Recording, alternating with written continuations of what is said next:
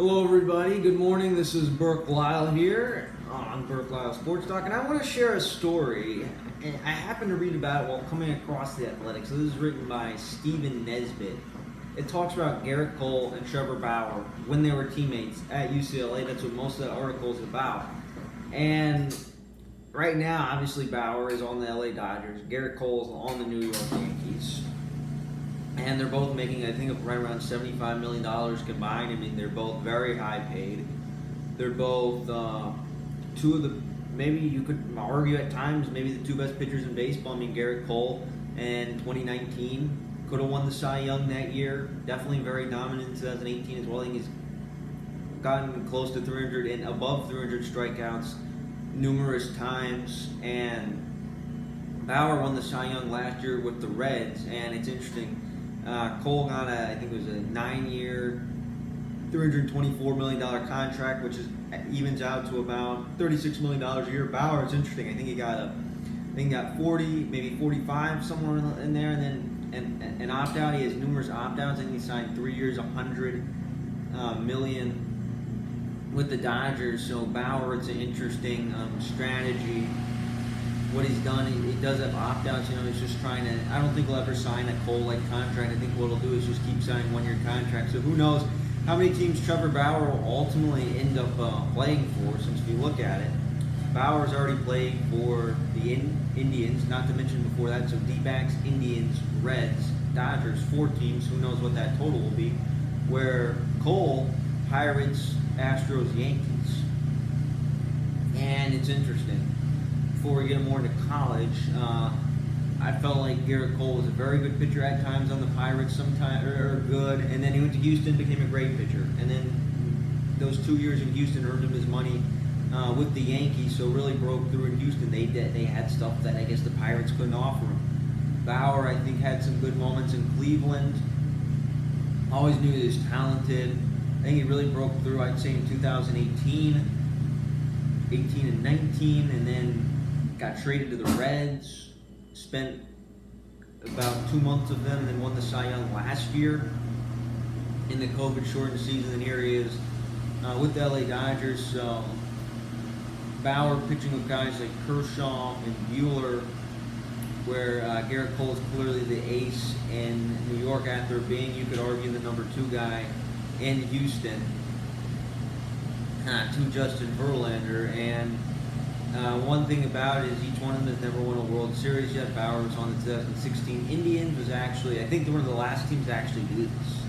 Since you talk about baseball history, you talk about 3-man rotations in the playoffs. I'm trying to think the most famous examples are, I know the 09 Yankees did that. That's the one that stands out the most to me. And then I think the 2016 Indians did that, where I think it was, since there was a lot of injuries, it was Kluber, Bauer, and Josh Tomlin, believe it or not. Josh Tomlin now is kind of a multi-inning reliever for the Braves, kind of just eats some bullpen innings.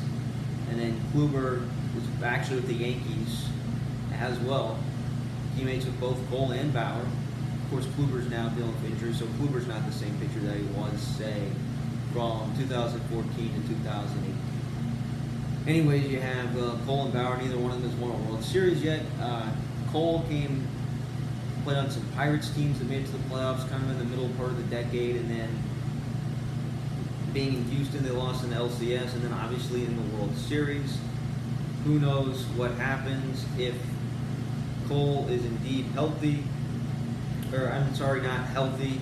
If Cole pitches in that Game 7 out of the bullpen against the Nationals, maybe he should have come out and pitched in that game, goes to the Yankees, and I think the Yankees will. I think they may have won a World Series since 09. I feel like with Cole, I think they might win a World Series. No guarantees. Bauer, we talk about the Indians, was on a lot of good Indians teams. Went to Cincinnati last year, pitched great. I think he pitched 8 innings, I think, in that, or into the 8th inning against the Braves last year. Pitched very well against them. I think he had double-digit strikeouts, and then obviously came to the Dodgers. So Dodgers could, by the time it's all said and done, and over the next, say, 3 months or so, could very well be World Series favorites. We'll see about that. But what they're most well known for, Bauer and Cole, is they went to college, both went to UCLA. They're both from California, and they have interesting stories. I mean, obviously they have different personalities.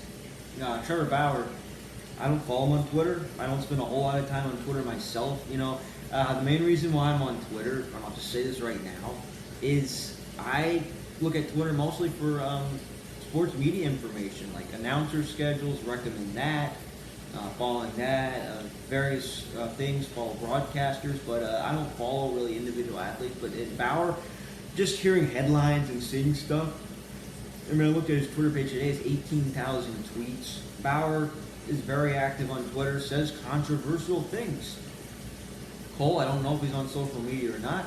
If he is, I don't pay attention to his. So Bauer is very loud, you could say, in some senses. Like, he draws headlines. Even Cole, not as much. But they go to UCLA, and it's interesting. So in some ways, they motivate each other at UCLA. Since a good example is like, Gerrit Cole went 8 innings, struck out 11 walks. Trevor Bauer said, I'm going to go the distance, strike out 13. I mean, they compete against each other. They use each other's motivation, which that helped them have really good success at UCLA, and ultimately they're drafted 1 and 3 overall. Cole by the Pirates, Bauer by the D-backs. Both of those franchises are now kind of rebuilding again. They've kind of been up and down franchises a lot over the last decade or so. So they went at it against each other in college. I felt like they did motivate each other. So teammates, many of them did not interview. John Savage, their coach, declined as well. Gerrit Cole, he did. I mean, he thought about talking about it. He said, that was then. That was a decade ago. I'm going to focus on the present. Paraphrasing words. Bauer, I think his agent might have been in contact with Bauer. None of them really spoke. So again, trying to write profile stories like that. This was written by Stephen Nesbitt of The Athletic. So when you try to get stories like that, I feel like it is hard, since obviously those players, many of them, I mean, you could look at the 2010, 2011 UCLA roster. Some of those guys, I mean, you have to be in your at the very least, probably right sometime in your early 30s. If you played in college back then, so a lot of those guys, I'm not sure how many of them are actually in the majors now. I have to look at the rosters, but many of them, if they did make it to the minors, probably since retired and moved on and done other stuff, so they probably have busy lives. Obviously, Cole and Bauer are major league pitchers, and they didn't really want to talk about it. And that's the thing, high-profile stories, there's no guarantee you're going to get people to talk about it. So they got a hard time getting injured. So it's kind of unknown how that rivalry started. Since you want to go back, Gerrit Cole, this was talked about a lot. I feel like in the 2019 LCS. And especially when he signed with the Yankees. So out of high school, 2008, so you're a 17, 18 years old, and you're being offered $4 million out of high school. I mean, how many 18-year-olds get offered $4 million, right?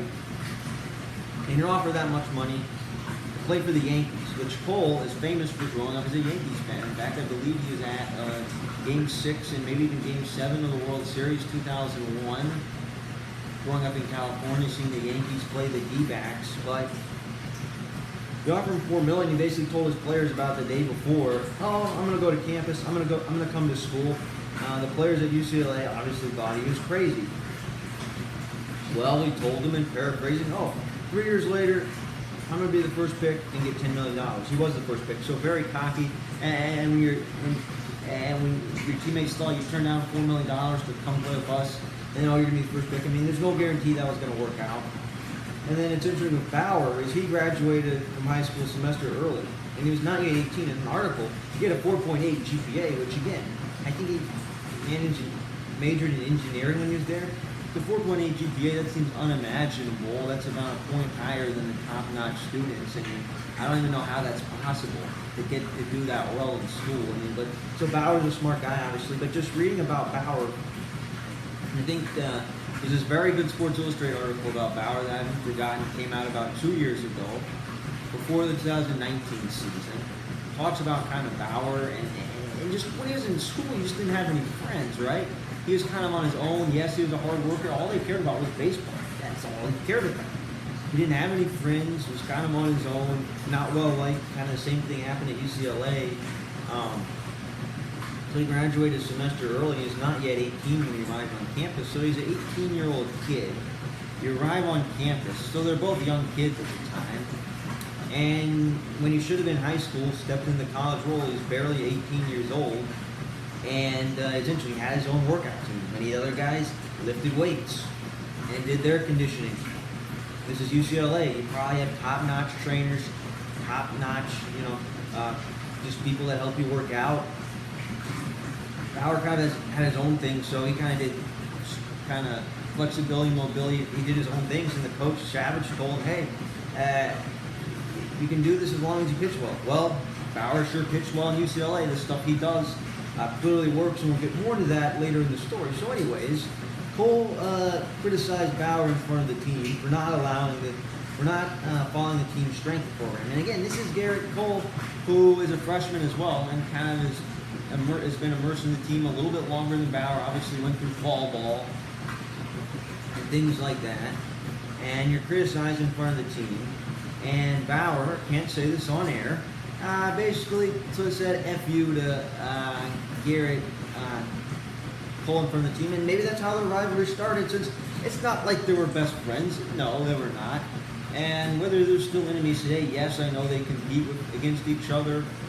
I mean, yes, each one of them wants to win the World Series. Each one of them wants to win the Cy Young. And I guarantee you, if this fall, you have Yankees-Dodgers, which is very good news. Yankees-Dodgers.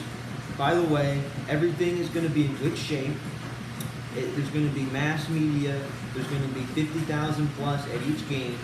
New York and LA. If you get that Yankees-Dodgers World Series, there's going to be the Cole versus Bauer storyline that people are going to talk about. So if you talk about them being rivalries, say 10, 12 years ago, well, and on the same team, you know what this kind of makes me think about is Kobe and Shaq a bit. They were rivals, they were competitors, and they went their separate ways. Now, granted, this was in college, not in the pros, but obviously Bauer wants to win Cy Youngs, and by the way, they don't have to steal each other from Cy Youngs. I mean, I remember 2018, I would say. Gerrit Cole, and then going a little bit just a little side story. I remember they were battling neck and neck for the Cy Young back in 18. I think it ultimately went to Sale that year. No, I think it was Kluber who won it. You know what? I forgot. I'll look it up later. So anyways, point is they were battling for Cy Youngs in the same league, Cleveland and Houston. Now they're in separate leagues. So again, Bauer won the Cy Young last year. Bauer could win one, so could Cole. They could obviously compete against each other in the World Series. And will they ever be teammates? I'd say probably not. I don't know if they want to be teammates. I think they just want to compete against each other on separate teams. So anyways, that's what happened there. And Bauer did have an interesting workout methods. I think there was a story one time where I think there's a story where he was training. I mean, he's always training early in the morning at 6 a.m. at UCLA. I think there's a story where he's throwing weighted baseballs against a brick wall or whatever at UCLA at 10 o'clock at night. I mean, just doing crazy things. Obviously, that's what happened. And yes, his workout routines did cause strain among the team at times. And just not working. Since again, you're not following the team protocol. Since everybody on the team, and think about it, I could see why that could cause a strain. Since everyone on the team, I mean, there's probably 30-something players, and they're all doing what the team wants them to do. They're following the rules, and then Bauer's coming off, and this is not some senior. This is a freshman showing them and saying, "I'm going to do this my way, not your way, my way." And so I could see why the team could get upset. And yeah, I mean, obviously he pitched great. They won games, but there was definitely some strain among them for sure. And thinking about it, the way he did things, like his long toss, foul ball, at that time, that was, 2010, 2011. That was a decade ago now. So Bauer at the time, he was ahead of his time. The way he does things, like he's very analytically advanced. I think he goes to pitching labs and does all sorts of training methods, and just he's upset. He wants to be the greatest pitcher ever lived.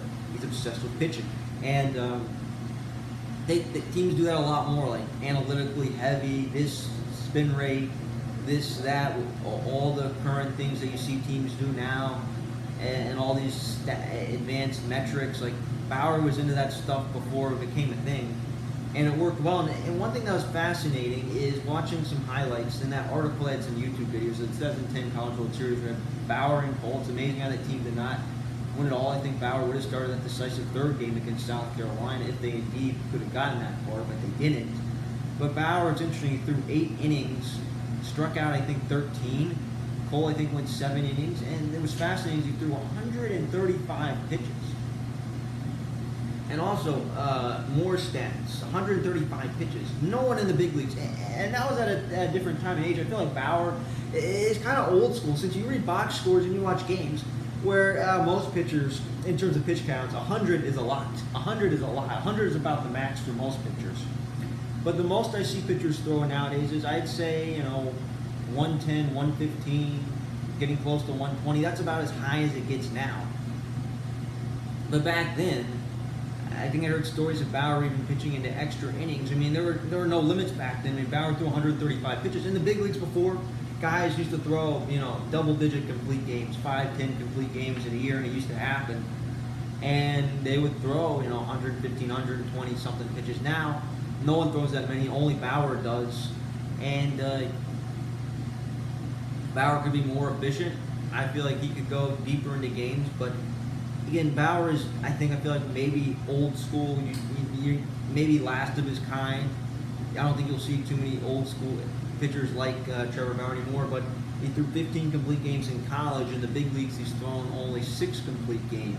So there you go, just 6 complete games in the major leagues, so less than 1 per year. And just guys nowadays, they don't throw complete games. Maybe a guy who used to throw 8, not used to throw 9 will throw 8. Someone who used to throw 8 throws 7, and vice versa. And but throwing 15 complete games in college, no one throws that many anymore in college. In fact, I think there's an interesting stretch where he threw 9 complete games in a row.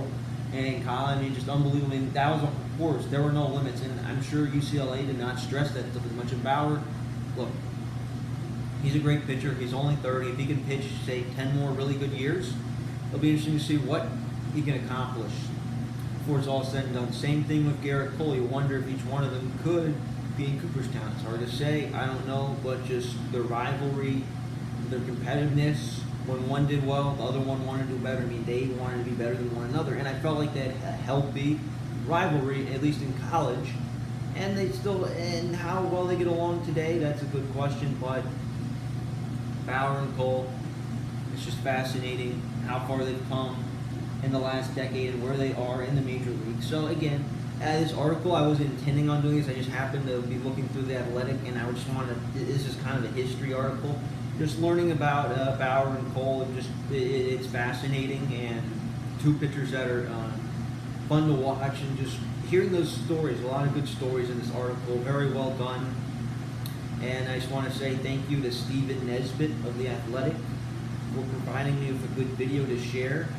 And that is everything. This is Burke Lyle, and we will see you next time.